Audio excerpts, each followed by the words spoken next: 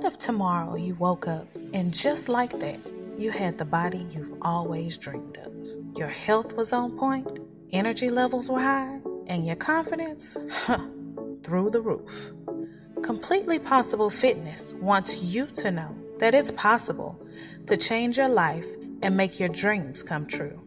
We specialize in weight loss, muscle building, functional training, group exercise, and nutritional advice.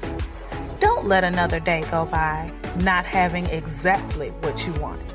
Contact Copo Fit and let us help transform your life. Copo Fit is on all social media, or you can email us at copofit@gmail.com. That's COPOFIT@gmail.com. Do you love drama as much as I do? Plot shifts and heart-pounding turns will keep you enthralled in the new book, Soiled Sheets by Phoenix Ash. Dana and Marshall are drawn to each other, but their flame has a tendency to burn and splinter all that once mattered, quite possibly even each other.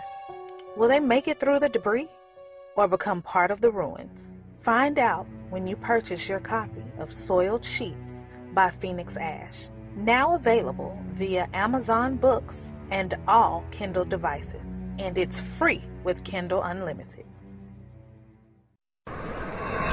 You're tuned in to Say What Radio with your hosts, Justin, Taz, and the other guys. Ladies and gentlemen, let's go. Say What Radio. I'm going to just start with this one and just say headline, see what you say. Baseball coach is suspended after he forced his players to spit in his face. He lose damn job.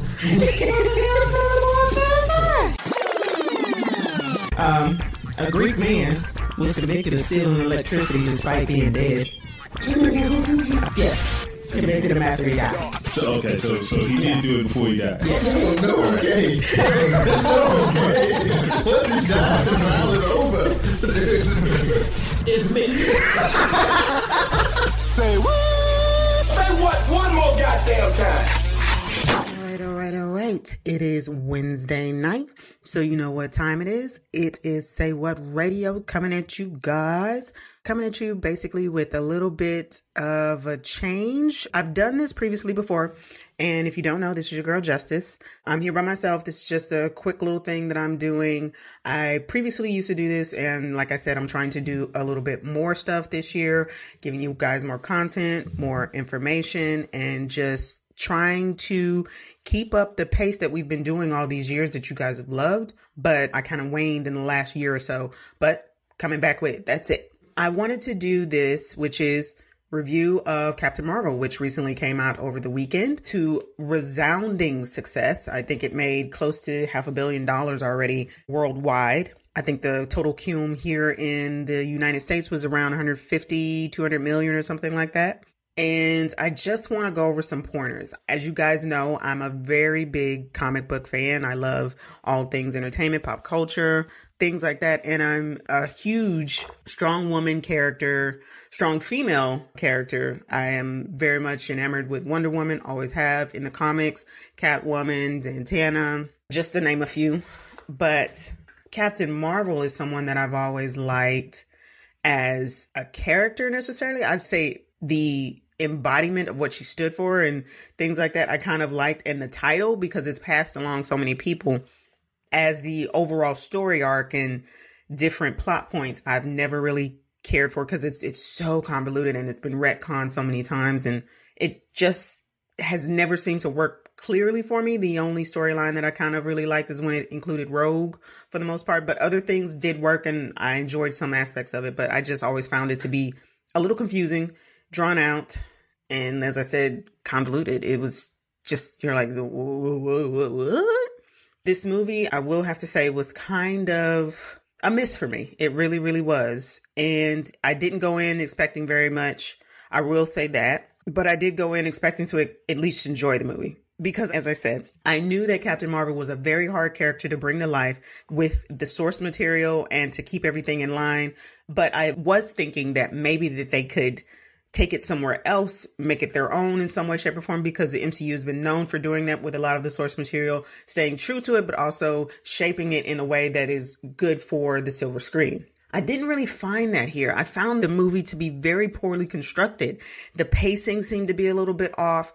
The structure of the dialogue between the different characters and how things were supposed to play out to pace the movie along, it just didn't seem to fit all together. And it seemed to be something that was just like chopped up. And then at the end, they all kind of put it together and were just like, this is what we got.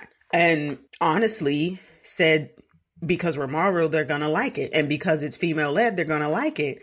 And if they don't, you don't like women, you have a chip on your shoulder about male masculinity and all kind of crap that's just not true. It just unfortunately was not a good movie it was by no means just terrible bad, but I did not think it was a decent movie. It was The acting from Brie Larson, who I know is a superbly talented woman, it comes off very much wooden, considering that Gal Gadot, who initially I did not think would embody the Wonder Woman mantle very well, pulled it off flawlessly. You can still be a strong woman, be relatable, be somewhat fish out of water in all aspects, but still have this sense of wanting to know this person, wanting to embody this person in some way, shape, or form, because you kind of look up to them. You have this idealism where you want to share the idealism that they have so much. It didn't really come off that way with Captain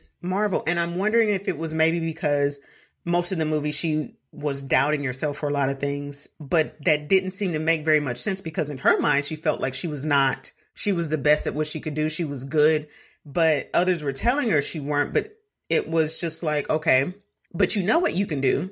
So why the hell do you care what they're saying? I didn't really get that. And the two collided together and you could see it on screen. It just didn't work. Another thing, the villain in this movie basically was the same paint by numbers issue that MCU has actually been suffering from their first movie, which is it was just poorly constructed. They just didn't have anything that you were just like, okay, well, I get it. It's just like, you're a bad guy, steal the money, yay. I thought that they would have a better play on how to get this done, seeing as how just the amazing character of Eric Killmonger being played by Michael B. Jordan in Black Panther. Even Loki in the Thor movies and the Avenger, you still had a sense where it was like, okay, I get what he's doing. None of the other characters or villains within it, they seem to be a threat. And the way that they built Captain Marvel to be just the most powerful, or one of the most powerful people within the universe of the MCU. And this is what you give her to fight? I mean, she really hasn't even tested her strength or her powers against this type of stuff, but we're supposed to believe this? And I get it. I loved the aspect of her always saying to herself, I can do this, even though you say I can't. I'm all for that. That is me every day. But okay, now what? It was honestly a little bit like the scene in A League of Their Own with Gina Davis, Tom Hanks, Lori Petty, Madonna, Rosie O'Donnell. I keep going. But Lori Petty's character named Kit, she was always upset that her sister Gina Davis was always better than her. And rather than just accept that I can be better at something else, she would just compete at her with every single thing. And her sister always saw it, Gina Davis's character, Dottie, always saw it as just, okay, this is my little kid sister. I can teach her. I'm not trying to boast. I'm just being me. Same thing with Wonder Woman. I'm not trying to boast. I'm not trying to be anything. I'm just being me. Captain Marvel kind of seemed like Kit in this situation. Hell, she seemed like the lady where she just starts crying. And I saw a meme today that it was just so hilarious. And it said it perfectly, where they summed up the different things. It was like, Batman, parents died, became this, and this. Superman, entire planet gone. They became this. Spider-Man, parents died early. Uncle killed in front of him, but he could have stopped it. And now they want to do this. Captain Marvel. Someone said girls can't play baseball, and she fucking blew up everything. The motive behind it was just not portrayed very well on the screen, nor was it motivating to anyone. It was just like, oh, this is a kick-ass thing. Now, if it was supposed to be just a kick-ass movie like The Expendables or something like that, okay, I'll give it a little bit more credit then. But that's not what this was supposed to be. I just didn't get it. There was no reason for the villains to make her feel like she was less than. And nor did they ever say that she was less than because she was a woman. They just thought she was less than because she was a human, honestly. They thought that she couldn't handle the power that she could be given. Not again because she was a woman, but because she was a human. That was it. They looked down on her for that, not because she was a girl. So putting the whole female, I'm less than, you can't underestimate me type thing into it just didn't fit. Maybe had they said that a little bit more, or they expressed that a little bit, yeah, I get it, but that's not what happened. It just didn't work. And it said to me that Netflix doesn't need Marvel to be able to get this type of stuff across because the Umbrella Academy did it better. They kept telling that woman, number 4, I forgot her name, but the Ellen Page character, you know what it is, please write it in the comments, that she was nothing, that she had no powers, and she believed it. Once she figured it out, like she just embraced it and became that. Captain Marvel's character knew she had these powers, knew she could do this stuff, and believed that she was the shit. And that was the, what? Huh? So what are we doing now? Okay, what's the rest of the movie? You already knew all of this. But I guess they thought that they could control her and that was the thing. But again, they thought this because she was human, not because she was a woman. I will say I did love the aging factor in the movie, the technology that they used for Coulson and Nick Fury, which was, I forgot the guy's name who plays Phil Coulson. Again, if you know it, write it in the comments. Nick Fury, of course, is Samuel L. Jackson. But that was so freaky, but yet amazing. And it was done so smoothly that within the movie, you were not even paying attention that it was happening. It was not a mustache situation that, like from Justice League, it was there and you never even noticed that it wasn't supposed to be there. It was just so seamless within it. It was great, beautiful. I remember seeing the first attempt at it. And I think that was one with Robert Downey Jr. And he kind of just looked a little weird. You looked at it and you were like, eh. And as they'd gone through the different movies, you saw the progression that they made, especially in, Ant-Man and the Wasp and things like that. The de-aging of Michael Douglas was amazing. But this one for Coulson and Samuel Jackson to do it the entire movie, it was just gorgeous. It really, really was. So I have to commend them, tip my hats off to them for that. Another thing that I loved Goose, the cat. I absolutely love it. And I don't even like cats. Well, I take that back. I do like cats, but I've never had one. But I like the cat. I thought that was really, really cute and very cool. I did like the twist a little bit that they had. Again, I thought it could have been done better. And also making the Skulls refugees. I thought that was an interesting play that they made, which could be a setup for a different type of portrayal or a better portrayal later down the line, especially with like Secret Invasion and things like that, which was a good storyline in the comics. So I'm wondering if that's what they're doing. And maybe that was it. Another thing that I will say, I didn't do a review on this, but I did love it. Aquaman. Loved it, loved it, loved it. Was such a good movie with a terrible soundtrack.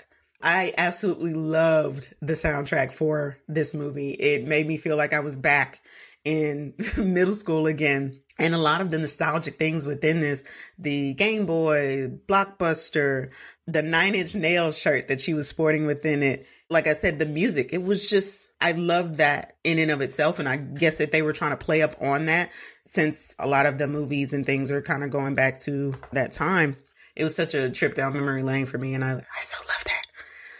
But still doesn't make up for, the beginning started off kind of iffy, a little bit rough. Then it gets to a little bit of action, a little cinematic pacing and things like that. And it gets a little Then they get to a part where you're supposed to feel and relate to a friendship that has happened that isn't really on screen. It's been portrayed in flashbacks, but it just wasn't there. It felt very forced.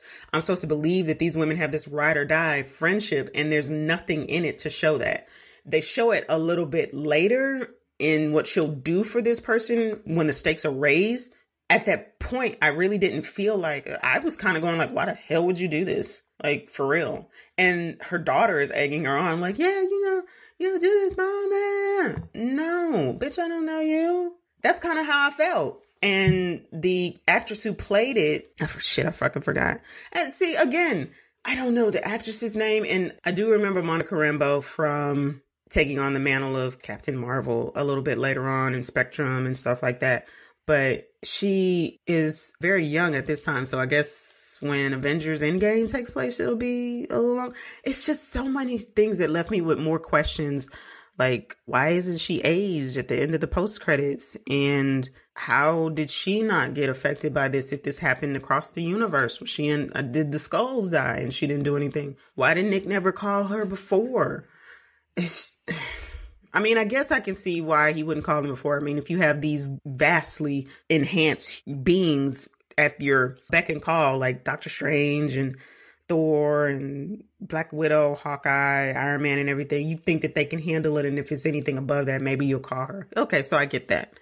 Usually the movies are shot very beautifully. Black Panther was one of the most exquisitely shot movies I've ever seen. Every single frame just felt like I was in another world or another reality, and that I was there. The same with some of the other movies. Ant-Man and the Wasp actually had a beautiful cinematography to it as well. I didn't feel that in this. A lot of times it was so dark in some scenes, and in other scenes, the action was shot so poorly, I really couldn't tell what was going on. There's a scene where, no doubt, I'm Just a Girl is playing, and I'm just rocking out to the song, but I can't tell what's going on. I know that Captain Marvel is kicking someone's ass, but I couldn't tell you who it was.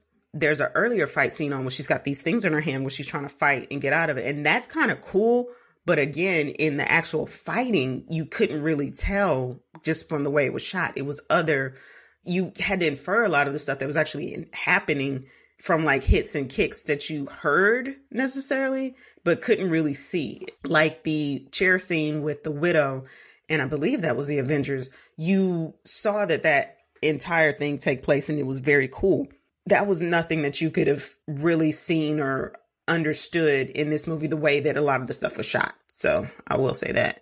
Hell, I heard from a friend that in their theater, people stood up and clapped and everything like that at the end. There were people asleep in the theater that I was at. Hell, my date fell asleep like a few times. So I don't know, man.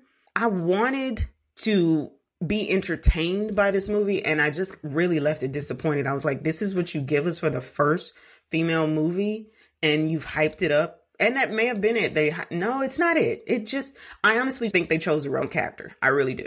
I think they chose the wrong character. She's not an easy character to portray and to get out and for you to understand or even relate to, honestly. I don't know, man. I really do think this was a miss for Marvel. I know a lot of people loved it, and I'm so glad that you did. If you can send me some things that maybe I can see it a little bit better, but I just know in my mind from what I saw, it's a nah. It's a nah for me, dog. So with that said, Justice from Say What Radio, I give Captain Marvel a C-.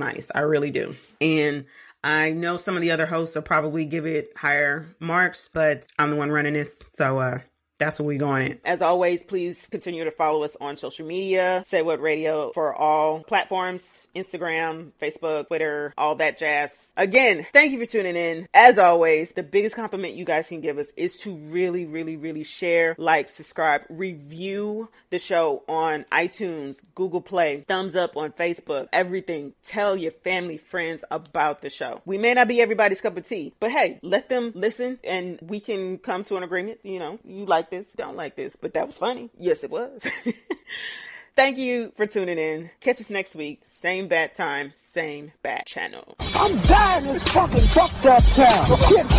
Shit flying in my mouth. Let's get the fuck out this country, mother. The fuck is that? Say what again?